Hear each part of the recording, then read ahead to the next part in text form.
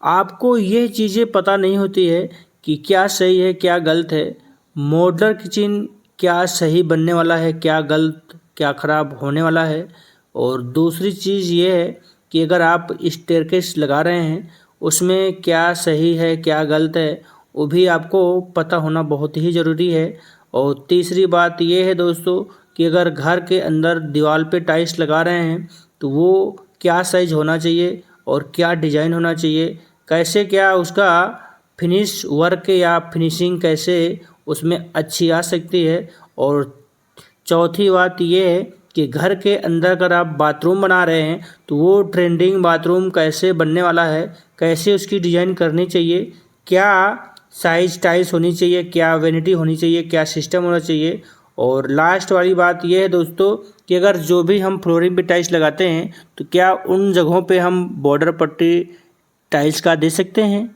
तो दोस्तों अब हम वीडियो शुरुआत करते हैं और ये बता देते हैं कि जो भी घर के दीवार पे टाइल्स हम लगा रहे होते हैं उन जगहों पे टाइल्स जो भी साइज़ लग रही है क्या वो साइज़ दीवार के हिसाब से सही बैठ रही है। ये चीज़ें आपको पता होनी चाहिए। अगर आपकी दीवार 8 फीट है और आपकी टाइल की साइज़ है 2.5 फीट या 4 फीट तो आपकी सही से बैठ रही है या नहीं रही है वो चीज़ें आपको चेक कर लेनी है। और चीज़ें भी ध्यान देनी ये है कि अगर आपकी जो टाइल्स की डिज़ाइन है वो बीच में प्रॉपर आ रही है नहीं आ रही है वो भी आपको सेंटर ले लेनी है। और एक चीज़ और ध्यान देनी है कि अगर आप बड़े पीस टाइल्स लगा रहे हैं, आज के डेट में बहुत ही ट्रेंडिंग टाइल्स आ रही हैं, रोज़ नए नए पैटर्न्स आ रहे हैं, ये चीज़ आपको पहले ही ध्यान देनी है। अगर आप बड़े स्लैब लगा रहे हैं जैसे कि 4-6 हो गया, 4-8 हो गया, इन सबको अगर आप पेपर जॉइंट टाइल्स की जो जॉइंट होती है उसको अगर सटा के लगा रहे हैं तो बहुत ही अच्छी आपकी फिनिशिंग आने वाली है टाइल्स में। एक चीज़ और ध्यान देनी है, अगर आप इस तरीके के टाइल्स के चारों कोन बॉर्डर देते हैं तो इससे अच्छे लुक कोई टाइल्स में आने वाली नहीं है। ये भी चीज़ें आपको ध्यान देनी है। ये थी दीवार की टाइल्स तो दोस्तों जो आप सामने देख रहे हैं, साइज़ थी 4x8 की और ये ब्रांडेड कजरिया टाइल्स इंटरनेटी टाइल्स थी और ये विट्रीफाइड स्टोन टाइल थी। ठीक, और अब हम बात करने वाले हैं, अगर आपके घर के अंदर सीढ़ी बनी हुई है और आप चाह रहे हैं कि हमारे घर के अंदर जो सीढ़ियां हैं वो हमेशा चमचमाती रहे, चमकती रहे अच्छी फिनिशिंग के साथ, तो आपको लगाना है उन जगहों पे नैनो ग्रेनाइट जो आज के डेट में बहुत ही ट्रेंडिंग और बहुत ही इसकी डिमांड है। अगर आप इसे लगाते हैं तो ये आपके लिए बहुत अच्छी बात ये है कि ये जीरो मेंटेनेंस रहेगी, इस पर किसी प्रकार की मेंटेनेंस नहीं होती है और थोड़ा सा सफाई करो हमेशा के लिए चमकती रहती है। ये चीज़ इसमें बहुत अच्छी बात है। और ये अगर बाहर लगवाते हैं तो बहुत अच्छी शाइन करती हुई दिखती है ये। और इसके अंदर अगर आप प्रोफाइल लाइट लगा देते हैं तो इससे अच्छा लाजवाब कुछ भी नहीं है। बहुत अच्छी फीलिंग आपके इस स्टारकेस में देखने को मिल जाएगी। ठीक, आप अगर शोरूम बना रहे हैं तो ये चीज़ आप हमेशा ये एक बात को ध्यान दें कि शोरूम के अंदर हमेशा चमकने वाली चीज़ लगनी चाहिए, तब आपकी अच्छी लुक आएगी।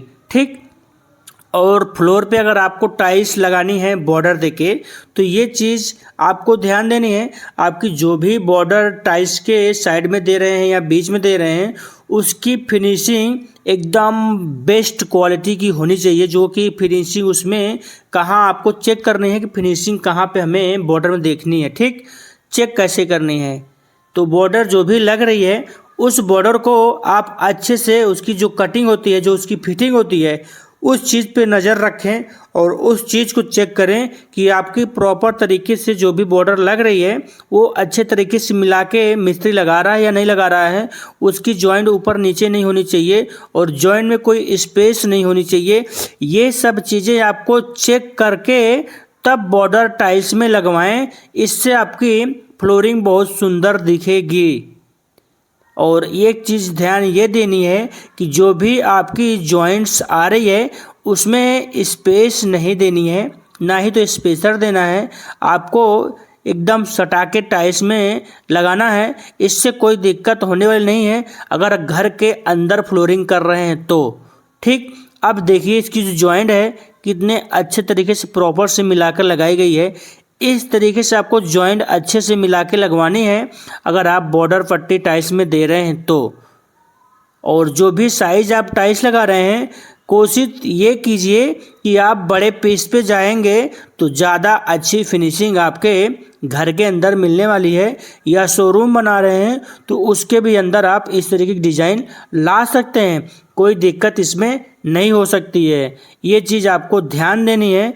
ये थी फ्लोरिंग की डिज़ाइन जो आप अपने घर के अंदर या शोरूम के अंदर या आप शॉप बना रहे हैं, कुछ भी कर रहे हैं, मतलब डिज़ाइन आप अगर टाइल्स में चाह रहे हैं तो आप आसानी से दे सकते हैं, इसमें कोई दिक्कत आने वाली नहीं है।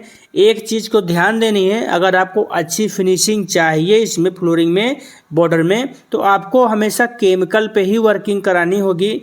केमिकल पे वर्किंग कराने से क्या होता है कि ज़्यादा कोई इसमें फाल्डिंग आती नहीं है। अगर फाल्डिंग आती भी है तो 1-2% की इसमें फाल्ट आती है। और फाल्ट आती कहाँ से है, मान लिया कोई कोना हो गया या जॉइंट्स हो गई, कोई इसमें बैंडिंग है, तो बहुत ही कम बारीक इसमें आपको एंडिंग बैंडिंग देखने को मिलेगी, नहीं तो आपको इसमें बैंडिंग ही नहीं देखने को मिलेगी। अगर आप इस तरीके से इसकी डिज़ाइन करते हैं या फिटिंग करते हैं।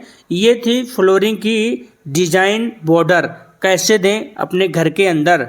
ठीक, तो आप दे सकते हैं, कोई दिक्कत इसमें नहीं है। ये भी जो टाइल्स है 4x8 की कजरिया टाइल्स थी और जिसकी बॉर्डर है वो भी 4x8 की थी। ठीक, अब हम बात करने वाले हैं इंडियन मॉड्यूलर किचन की। इंडियन मॉड्यूलर किचन बेस्ट कैसे होने वाली है और बेस्ट कैसे बनने वाली है। पहले हम आपको ये बता दें कि जब भी हम किचन बनाते हैं तो उस पर जो कच्चा मार्बल मार्केट में आता है आप उसे ले लें और उससे आप टेक्सचर खड़ा करें। जो उसका गुड़िया खड़िया होता है उस खड़िया को पहले खड़ा कर लें। और खड़ा करने से पहले आप ये ध्यान दें कि जो आपका कैबिनेट का साइज है उसको पहले आप नाप लें और उसका नापने के बाद ही आप खड़िया खड़ी करें, नहीं तो आपका खड़िया खड़ी हो जाएगा और जो उसमें कैबिनेट लगने हैं ट्रॉली वो नहीं लग पाएंगे। ये चीज़ पहले ही आपको मेजरमेंट ले लेनी है। अगर नहीं आपको पता चल पा रहा है, नहीं निकाल पा रहे हैं, तो आप मार्केट में जाके उसका जो ट्रॉली का साइज़ होता है वो ट्रॉली का आप साइज़ ले लें और उस हिसाब से आप खड़िया खड़ी कराएं, जिस कारण से आपका सही से पार्टीशन खड़ा हो और सही तरीके से आपका मॉड्यूलर किचन का प्लेटफॉर्म बने और उसका जो कैबिनेट है वो भी अच्छी तरीके से लगे। तो ये जो मैं आपको समझा रहा हूँ बहुत ही बारीक चीज़ें हैं, इसको बहुत अच्छे तरीके से नोटिस करना है। अगर आप इसमें कहीं फॉल्ट करते हैं या कहीं कुछ मिस्टेकिंग करते हैं तो आपको समझ में नहीं आएगी बातें, तो आप फिर कहीं ना कहीं गड़बड़ा जाएंगे। ठीक, और इसकी जो हाइट आपको लेनी है दोस्तों, आपको कंप्लीट हाइट लेनी है 32 इंच पूरा कंप्लीट। ये सब चीज़ आपको इसलिए बता रहा हूँ कि आपको पता होना चाहिए, क्योंकि इस पे लेडीज़ लोग वर्क करते हैं, जेंट्स करते नहीं हैं। और लेडीज़ की हाइट ज़्यादा नहीं होती है, मैक्सिमम उनके लिए स्टैंडर्ड साइज होता है 30 इंच। फिर भी हम 1-2 इंच का लेके चलते हैं कि आपको दिक्कत ना आए, इसलिए 32 इंच पूरा कंप्लीट करके चलते हैं। और जहाँ सिंक लगनी होती है उसका भी हमें साइज़ पहले ही रखना है निकाल कर, नहीं तो अगर कैबिनेट या टेक्सचर जो वहाँ खड़ा होना है अगर वहाँ खड़ा हुआ तो आपका ये सिंक नहीं लग पाएगा और इसमें आपका सारा नुकसान हो जाएगा और आपका डिज़ाइन भी ख़राब हो जाएगा। ये चीज़ आपको ध्यान देनी है। फ्लोर ये मॉड्यूलर किचन का सिंक जहाँ आप सामने देख सकते हैं, सिंक जहाँ पास लगे उस जगह का आप अच्छे से नाप लें, या पहले आप सिंक मंगवा लें और उस हिसाब से आप उसका कट करें। ठीक, और इसका जो ऊपर का देख सकते हैं कैबिनेट, वो भी बहुत अच्छे तरीके से फिनिश कर दिया गया हुआ है। अब ये है इसका नल, इसका नल भी देख सकते हैं। जो आज के डेट में नल सिंक में लग कर आता है वो ज़्यादा अच्छा होता है, क्योंकि इसमें किसी प्रकार का होल पोल नहीं करना होता है और जब चाहो तब आसानी से इसको एक्सचेंज भी कर सकते हो, रिपेयर भी कर सकते हो, किसी प्रकार की इसमें दिक्कत नहीं आती है। अगर आपकी ये नल सिंक पे लग रही है और ये कुछ इसमें देखिए ड्रेन है, इस ड्रेन को हम आसानी से इधर उधर एडजस्टमेंट भी कर सकते हैं। इस तरीके की सिंक आपके किचन के अंदर होनी ही चाहिए और ज़्यादा छोटी सिंक ना हो, थोड़ी लंबी रहे और बड़ी रहे तो ज़्यादा बेस्ट होगा आपको सामान बर्तन धुलने में। और जो आप बाथरूम बनाते हैं, अगर बाथरूम बना भी रहे हैं तो कैसे बनाना चाहिए, पहली चीज़ तो उसकी लंबाई अच्छी खासी होनी चाहिए। जैसे अगर आपकी चौड़ाई कम है तो आप उसको लंबा ज़्यादा कर दीजिए। अगर आपकी चौड़ाई लंबाई दोनों सेम है तो ज़्यादा लंबा मत कीजिए, इस हिसाब से कीजिए। जैसे कि 8x8 हो गया, 7x8 हो गया, या 5x10 हो गया, 12 हो गया, या 6x12 हो गया। इससे क्या होता है कि आपका 4-4 फीट का इसमें सब कुछ बन जाता है। जैसे आपका शावर हो गया, ठीक, या आपका वैनिटी हो गया, या आपका वॉल हैंगिंग सिस्टम कमोड हो गया। इनको चाहिए कितना? 4 फीट वेसिंग का, 4 फीट आपका वॉल हैंगिंग का, 4 फीट से 5 फीट आपका शावर का एरिया। इतना ही जगह आपका कम से कम चाहिए। और चीज़ें भी ध्यान देनी है, आपके बाथरूम के घर अंदर निश बनना ज़रूरी होता है, उसमें साबुन शैम्पू रखा जाता है। और चीज़ें भी ध्यान देनी है, आपका जो सामने वाला बाथरूम का शावर का एरिया होता है उसमें अगर आप कुछ इस तरीके का डिज़ाइन दे देते हैं तो बहुत सुंदर दिखता है। और फ्लोरिंग पे आपको ड्रेन जाली लगानी है, उससे क्या होता है बहुत ही अच्छा लुक दिखता है और ट्रेंडिंग है। और पानी अगर ज़्यादा है आपके बाथरूम में तो आपको ड्रेन ही लगानी है। अब देखिए यहाँ पास वॉल हैंगिंग सिस्टम में कितना जगह ले रहा है, कम से कम ये 4 फीट ले रहा है। और ये हमारा वेनिटी है, ये हमारा 4 फीट है। तो इस तरीके के आपको डिज़ाइन करनी है बाथरूम के अंदर। वीडियो कैसी लगी दोस्तों कमेंट करके ज़रूर बताइएगा। Okay my